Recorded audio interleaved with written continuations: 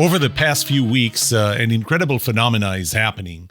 Drones that are approximately 6 foot in size, probably heavy, are flying over New Jersey and other places in the East Coast. Now, people are worried. They reach out to the government and they demand answers. They're scared. And the government, and this is up to the highest levels, says that 1, they don't know what those drones are, and 2, that there is no reason for concern. Now, I'm looking at it from the side, from Texas, and I'm amazed. If the government is not clear on why it lost the government trust, this is why.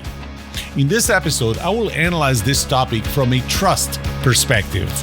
Right after this.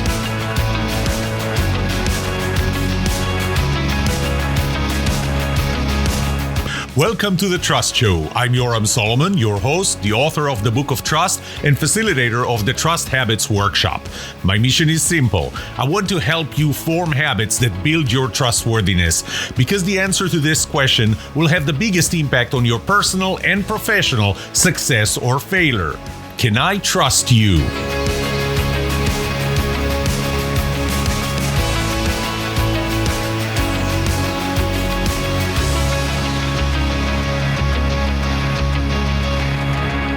The first thing that I need to clarify is that this is an illegal activity.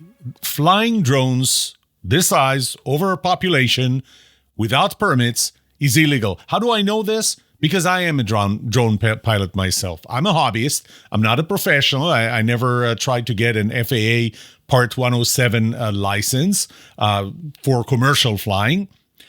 But I know the FAA rules, and the FAA rules are very, very clear. And by the way, you don't have to know the rule to be held responsible for breaking it.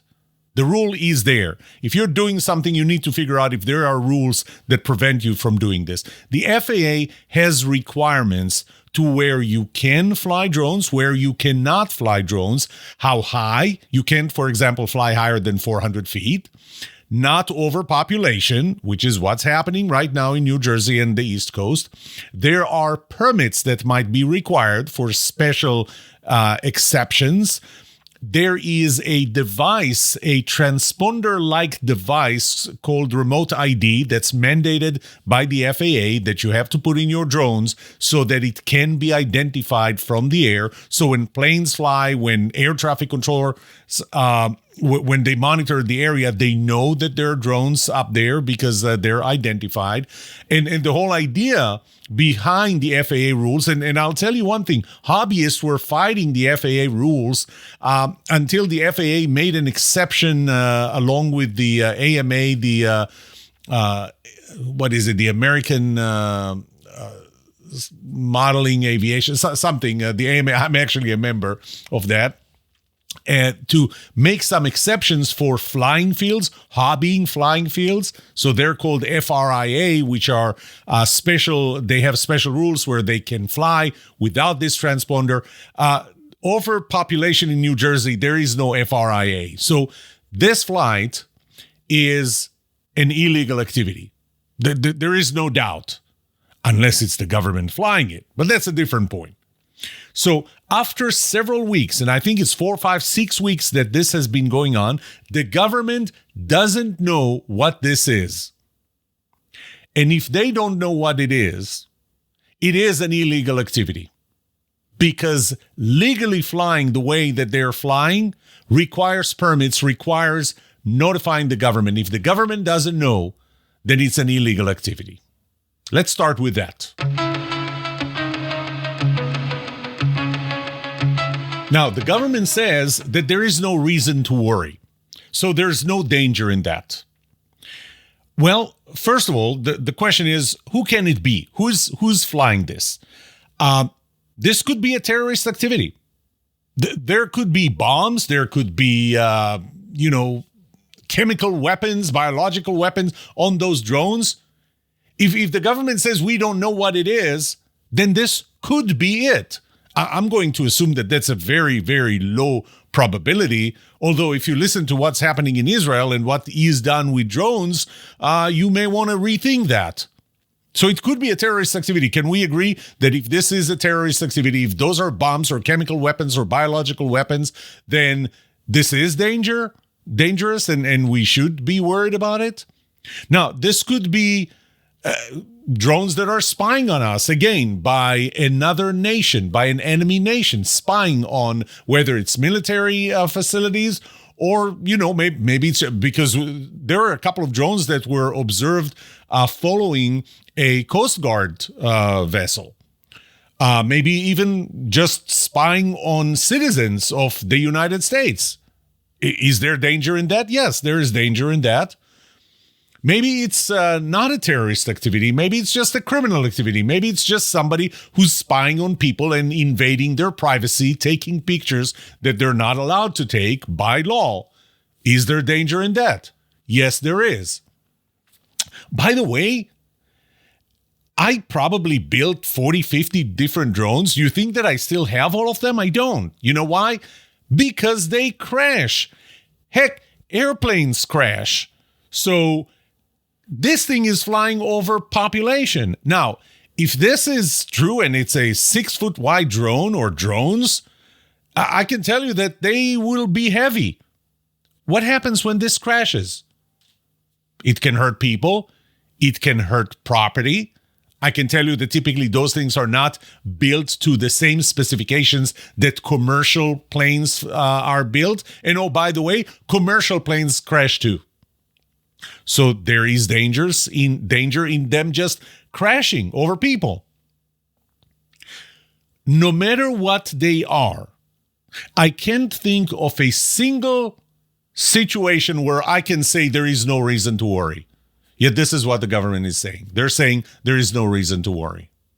And you know what? They're going to figure it out at the end, hopefully. And once they do figure it out, guess what's going to happen? They're going to make more changes to the rules, to the FAA rules on how you can fly UAVs or unmanned aerial vehicles or unmanned aerial systems, UAS.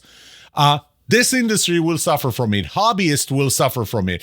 People like me who actually follow the rules, who actually don't fly their drones higher than 400 feet, who actually have a transponder, a remote ID device in there, who actually fly only in FRIA areas that are allowed to fly by the FAA.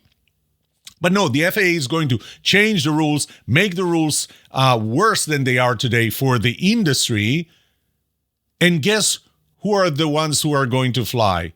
Those people who are flying it today who do not follow the law, who break the law. So there are dangers. So when the government says there is no reason to worry, there are plenty reasons to worry. As you can tell, I'm pretty passionate. I'm pretty upset over this. I'm upset because this is unbelievable. And it feels close to home. Not the New Jersey or the East Coast is close to Texas, but this is a hobby of mine. And this hobby is now getting a very bad publicity, and it's going to suffer. And we know that it's going to suffer. So let's talk about who is flying them, who could be flying them. Well, as I said before, it could be enemies of this country. Hey, if you don't know who's flying it, then it could be enemies of the country. I'm going to give it a low probability, but it could be. I can't rule it out. Heck, didn't we have Chinese balloons flying overhead? The size with a unit under them the size of a school bus? We did. So it could be enemies of the country. You know who else it could be? It could be our own government. And maybe this is a completely legal activity sanctioned by laws or any orders, but it could be our government. Does that change any of the dangers that I described before? It doesn't. Could be people or companies that have bad intentions of spying on other people, doing anything else that's illegal. And by the way, they are breaking the law. And finally, this could be people, hobbyists without bad intentions. But by the way, the government made an interesting statement, and that is that this is not a hobbyist. This is commercial activity. Well, You don't know what it is. You're telling me that you don't know what it is, but you're telling me that it's not a hobbyist and it's commercial activity. I'm not 100% sure how you would know that.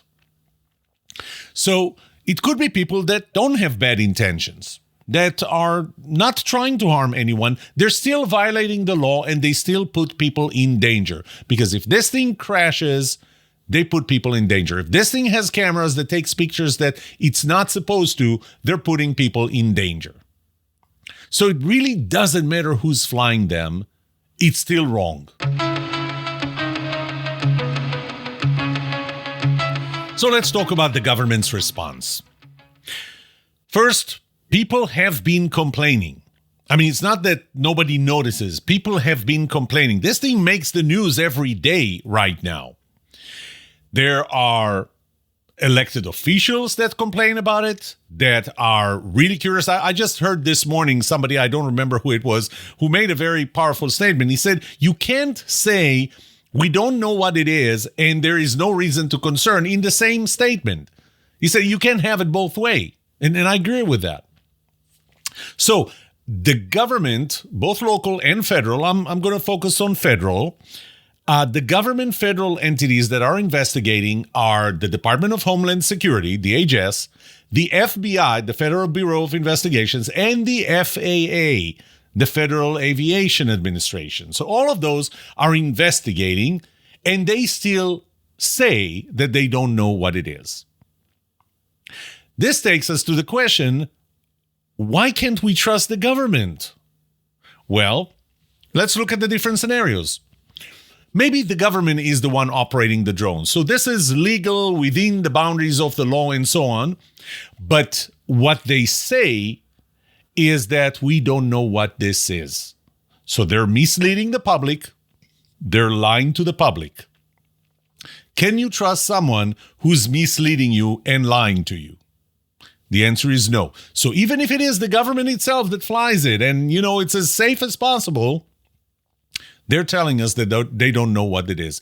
And that erodes the trust we have in them.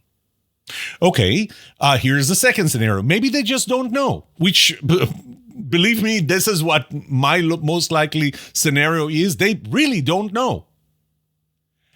So those could be innocent. Those could be not innocent. They can cause damage. The government just don't know who they are. That breaks one of the components of my trust model, and that's competence. The government is incompetent. Things are flying over heads, and the government doesn't know what it is for weeks. Scenario number 3, somebody in the government actually does know, but the communication within the government entities is not flowing. Information is not flowing. Reminds you of something? Yes, pre-9/11. Pre-9/11, when one government entity knew of the terrorists who are training to fly planes, but it just didn't go to other entities. So lack of communication within the government, somebody in the government does know, but it just doesn't get to the right people. By the way, just turn on the news. If you're the one entity in the government that does know, and you think you've done everything in your power to communicate this information, and you turn on the TV, and on TV, every day you hear about those drones that you know what they are, shouldn't you pick up the phone and call whoever you need to call and tell them, wait, we know what this is?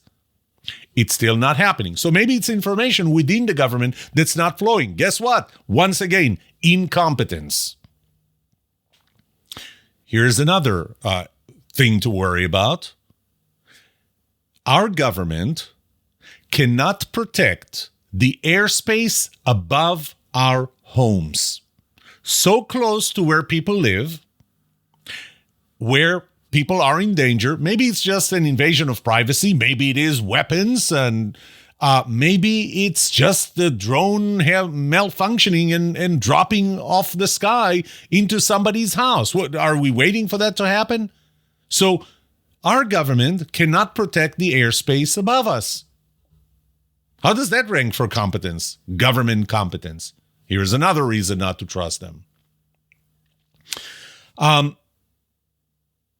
And, I go back to that statement that they make. They make these two parts of that statement. We don't know what it is, but there is no reason for concern. You can't have it both ways. When you don't know what it is, then there is a reason for concern. Be concerned. I was thinking about an analogy. So think about this analogy. I'm going to give you a pill and I'm going to say, hey, take this pill. I have no idea what this is, but there is no reason for concern. Just take it. Would you take it? I mean, would you trust me if I just told you, I don't know what it is, but you don't have to worry? Why? So tell me if you see any other scenario, but I don't see a single scenario here as innocent as possible that where the government is to be trusted. So the government should not be surprised why it's losing the trust of the public. Okay, this is a short episode. I'll summarize it now. I know I told you everything that I know and what I think. I don't know what those drones are, obviously. I know the FAA regulations. I know that this activity is illegal. If this activity does not have the right permits, the right licenses, the right equipment, then it's an illegal activity. And I would say 4 or 5 weeks that this thing is in the news every day and we still don't know what it is only increases the probability that this is an illegal activity. I can't think of a single scenario under which our government's response and communication is trustworthy. Either they're lying to us or they really don't know. And they really can control the airspace above us, which makes them really, really incompetent.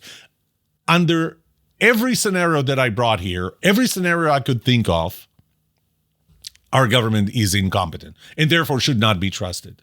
So, once again, don't be surprised why trust in the government is at an all-time low. And what's happening right now will even drag it lower. Okay, this is it for today on this topic. You may have noticed that I kind of skipped a couple of weeks, a week here and a week there, and I'm probably going to do that through the end of the year for a simple reason. I'm heads down right now finishing the Trust Premium book. I committed to finish it by the end of the year. We're getting close. We're about 2 weeks away from the end of the year. I'm almost done, but right now, really, that is my focus. So I'm trying not to get distracted. So that's why you didn't get an episode from me every week. Again, this is it for today. I hope that I made you think a little differently about trust, about the government, about drones.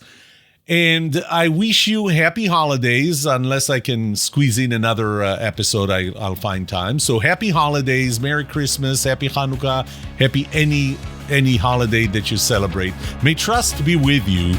This was The Trust Show.